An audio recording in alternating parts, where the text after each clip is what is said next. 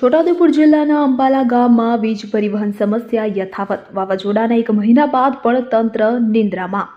વિગતે વાત કરીએ તો છોટાઉદેપુર જિલ્લાના અંબાલા ગામમાં વાવાઝોડાની ઘટના પછી વીજ તંત્ર દ્વારા હજુ સુધી કોઈ અસરકારક પગલાં લેવાતા નથી તેવું જોવા મળી રહ્યું છે. ગામમાં વીજ થાંભલા વાવાઝોડું આવવાથી જમીન પર પડી ગયેલ હોવા છતાં 1 મહિનો પસાર થયો છે અને જીઈબીમાં વારંવાર રજૂઆત કરવા છતાં જવાબદાર તંત્ર દ્વારા કોઈ પણ કાર્યવાહી હાથ ધરવામાં આવતી નથી.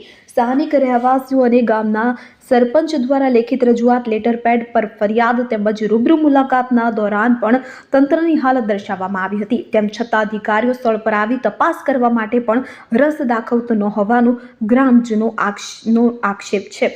વિશેષ રૂપે કેટલી જગ્યાએ વીજ તાર ઝૂલતા હાલતમાં જોવા મળ્યા છે, જેને કારણે કોઈ પણ સમયે દુર્ઘટના બનવાની ભીતિ છે. ગ્રામજનોએ તંત્ર સામે આક્ષેપ કરતા જણાવ્યું હતું કે જ્યારે કોઈ મોટી ઘટના બનશે ત્યારે જવાબદાર કોણ રહેશે. ગ્રામજનો દ્વારા વારંવાર રજૂઆત કરાઈ છે, છતાં જવાબદાર તંત્ર આંખ મૂકી નીતિ અપનાવી રહ્યું છે.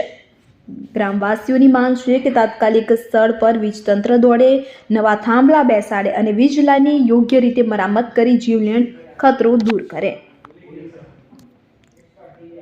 ઇમરાન મિર્ઝા, છોટાઉદેપુર. નમસ્તે. આજે છોટાઉદેપુર તાલુકાના અંબાલા ગામે અમારા ગામમાં લગભગ 20 દિવસથી ખેતીવાડી લાઇનના થાંભલા પડી ગયેલા છે, પણ આજ સુધી કોઈ તંત્રએ આ બાબત પર ધ્યાન દોર્યું નહીં. આ તાર આ રીતના ઘર પર પડેલી છે.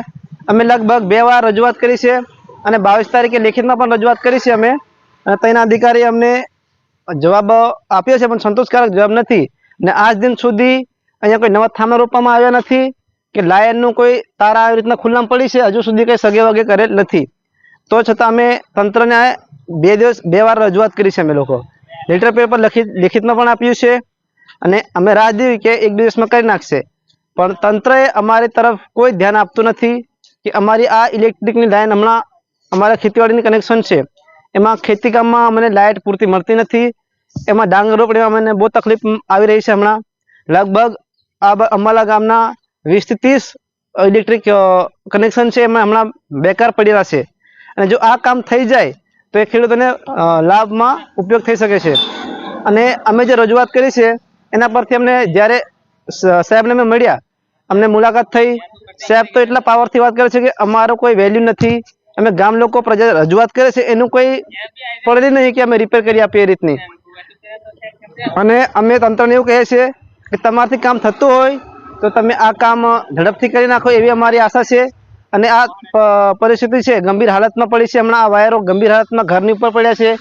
જે કંઈ નુકસાન થાય એની જવાબદારી તંત્રએ સ્વીકારવાની રહેશે. એવી અમારે શું સમજવાનું કે આ જવાબદારી કોણ લેશે? હવે હમણાં હાલ લાઈન ચાલુ છે, બંધ છે.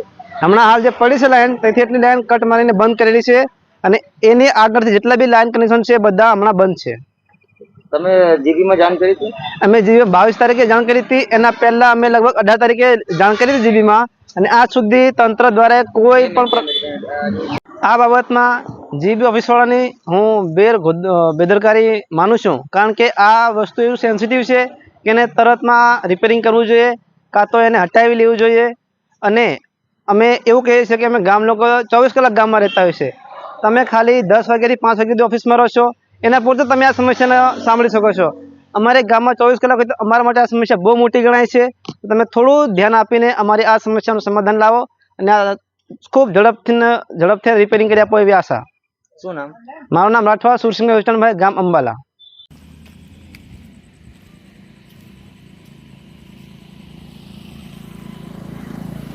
આ રીતે